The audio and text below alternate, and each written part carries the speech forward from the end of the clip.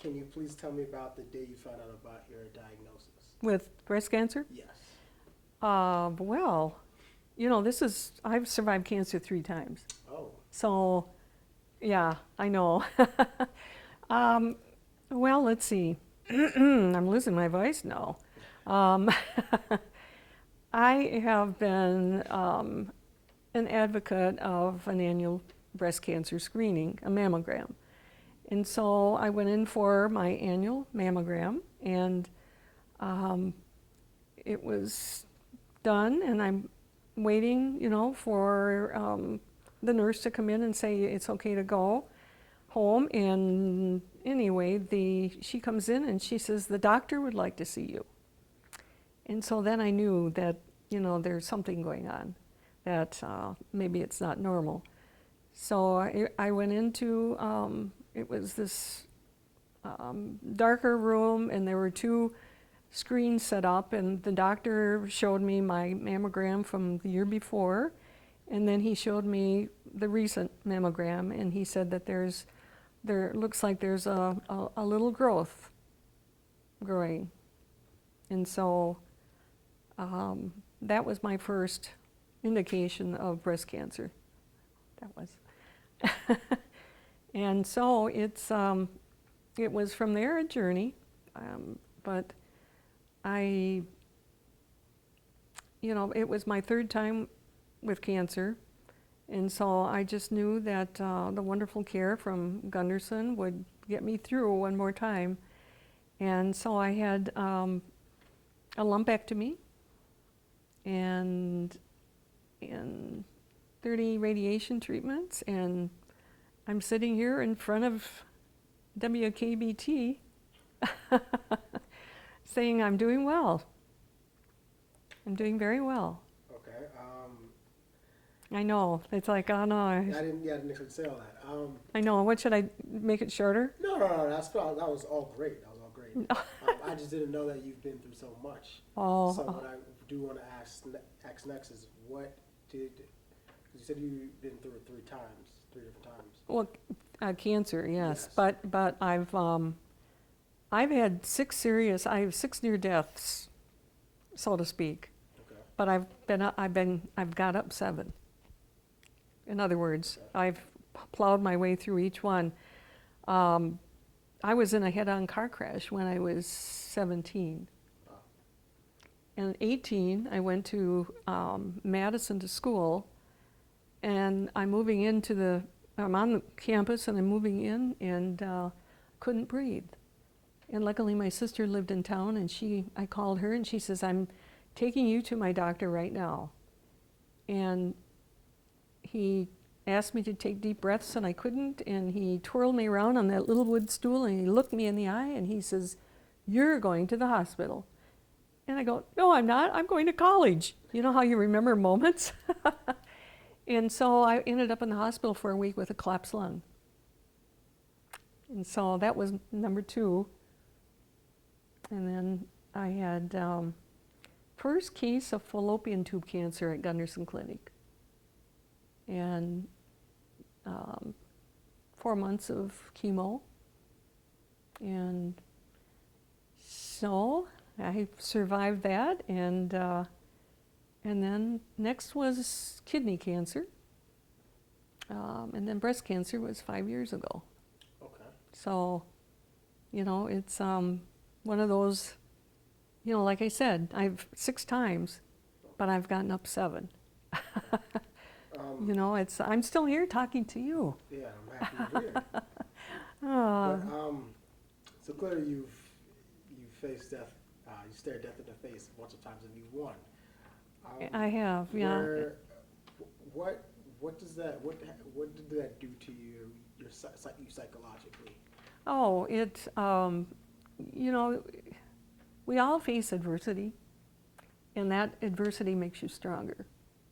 And I think you being a black man, I'm sure that you have some adversity in your life, don't you? Being that this is such a strong, it's a white community, but the population of black people, it's growing, and that's good thing. Let's see, what else can I say? You know, you appreciate, you have a greater appreciation for life, that's for sure. And it's, appreciation it's a wonderful word, because what it does is it reflects the excellent care that I got at Gunderson Health to pull me through 4 of the last, fall downs that I've had. And, their excellence in healthcare has me sitting here talking with you right now. So that they help me in their excellence, Okay, you said 5 years ago you were diagnosed with breast cancer? In 2018. 2018. Yeah. And then you became an advocate. In 2019. 2019. 2019. Okay, Yeah. Why did you feel? Because thousands of people, I don't know the exact number, are diagnosed with breast cancer. So why did you feel that it was your duty to become an advocate? Oh, what created that? I received a phone call from Gunderson asking me if I would be the advocate, and I immediately said yes. Because, yesterday the Oktoberfest parade, by the way, Channel 8 did a great job. I know you were you there? No. Yes, so they called and I immediately said yes, because, and then I had second thoughts and I called them back and I says, does that mean I have to give a speech? So anyway, the bands yesterday reminded me of, I played French horn for 1 year and I played saxophone for 6 years, and I played piano. And my music instructor, my music teacher from high school, he would always say, you be the best you. You be the best you.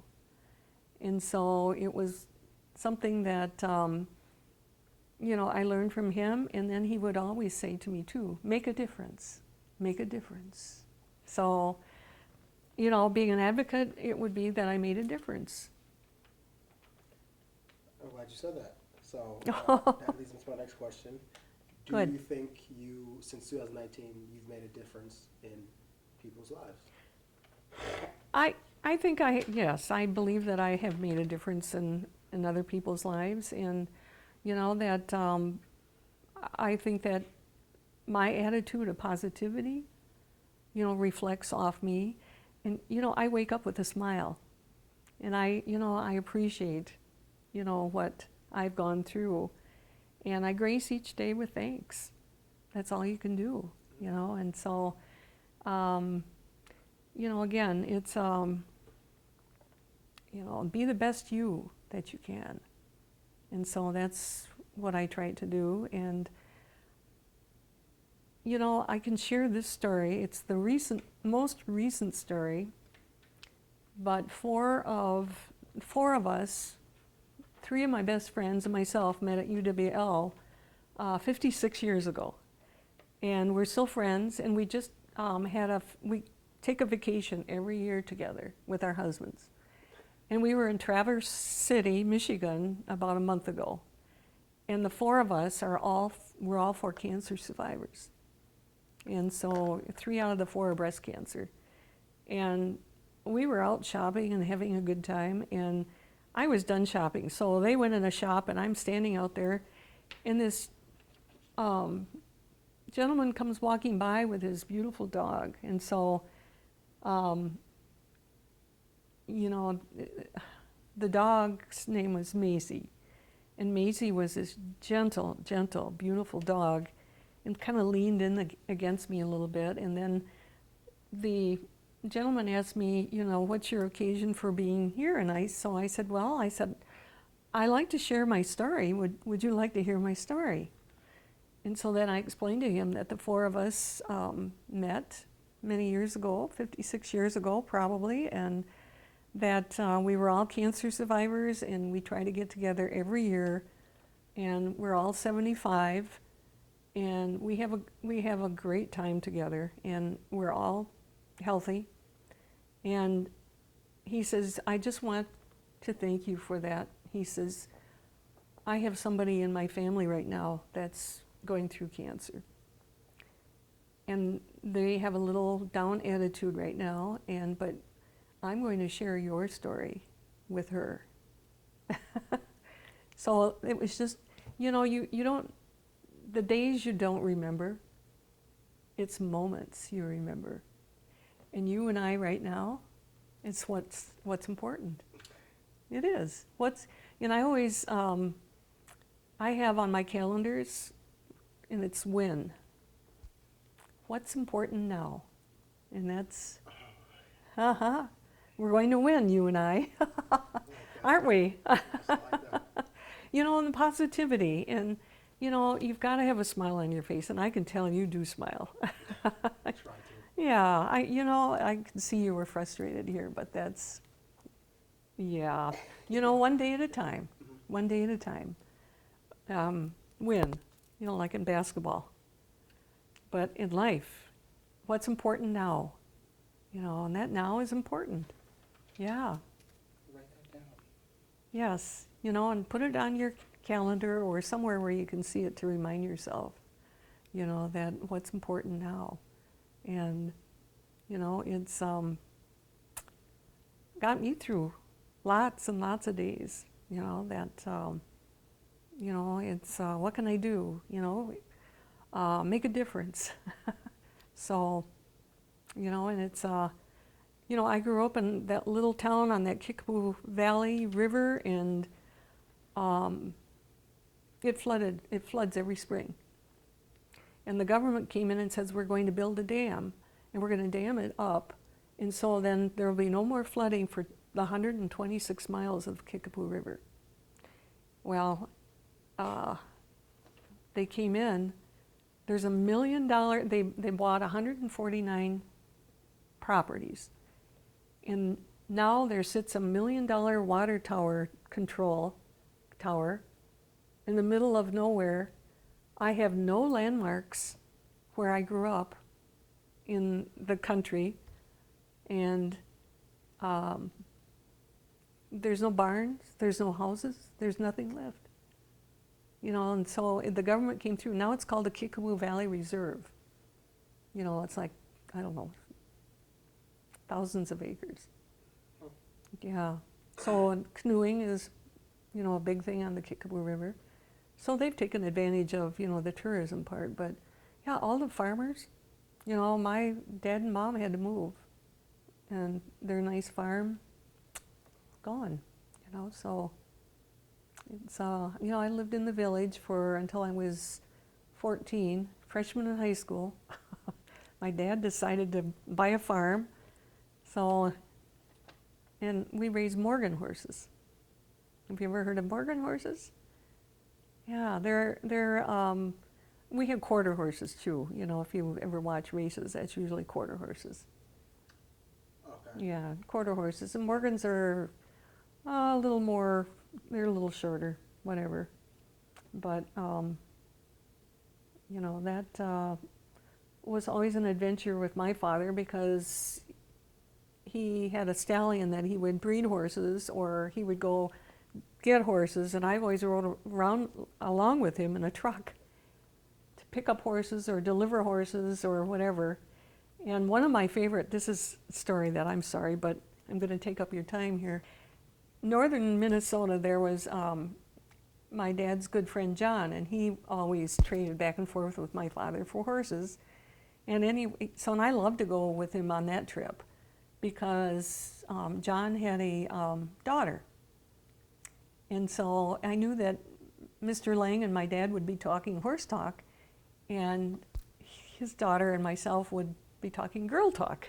So anyway, as it turns out, when I was in college, my dad had gone up to see Mr. Lang, and he was complaining to my dad. He says, boy, I sure wish my daughter was like your daughter, Candi, that she went to college, but instead she went to Hollywood. And if you've ever heard of Jessica Lang, Yeah, well, she's around my age, and she's a movie star. Oh. Yeah, look her up. I know. Oh, well. Yeah, isn't that, just that little story from my background. It's just people my age know about, they know Jessica Lange, because she's my age. So how would you know? Yeah, I so. know Marlon Brando. Yeah, oh yeah. Oh yeah. But Candace, you want to call you Candace? No, no, you know what? You can call me Candy, because you're not going to call me Sandy or Cindy. No, I'll call you Candy. And my friends call me Candy. Candy? So, Okay. yeah. Well, that's what they say on the paper. Yeah. My last question is, for you is, unfortunately, there's going to be more diagnoses tomorrow, Sure. today, yesterday, the future. Right. What is your advice to those future patients? The best thing you can do for yourself is be your best advocate. And preventative care is the best. So to go in for your colonoscopy and your mammogram and an annual visit with your doctor is an important thing. I wouldn't be sitting here talking and enjoying myself if I didn't do all of those things. So, it's, I think that there's also, I have gratitude in my life. And so, like I said before, grace each day with thanks. And, an appreciation is a wonderful thing. And it's, what it does is it gives what you're doing now excellence.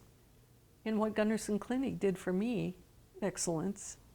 And now I'm a product of excellence. I'm here. So, I know, and it's like, I'm talking with you. It's like, I don't want to sound too, what's the word? Politically correct? Or?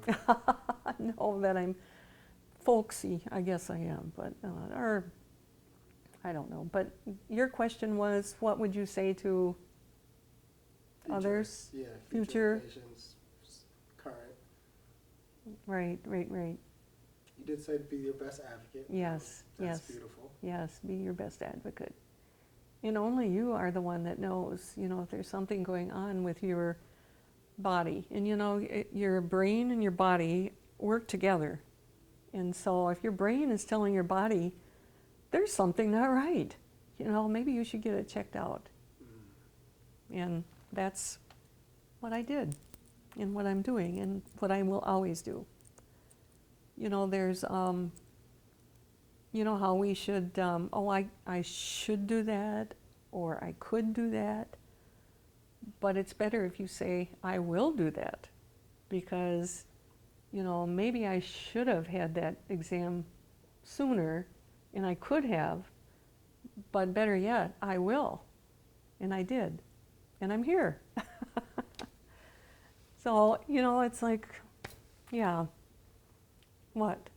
You're looking at me like, No, I want that smile, come on. Oh, yes. well, I'm a lucky woman right now, and your poor mama, she's just jealous of me, I'm sure. well, Candy, That she can't be here with you. oh, she's Your far, mom far is, away, yeah. Do you miss her far or not? yeah, of course I always miss my mom. Yeah. But I do want to say thank you so much. I will stop this now. Okay. Uh-oh.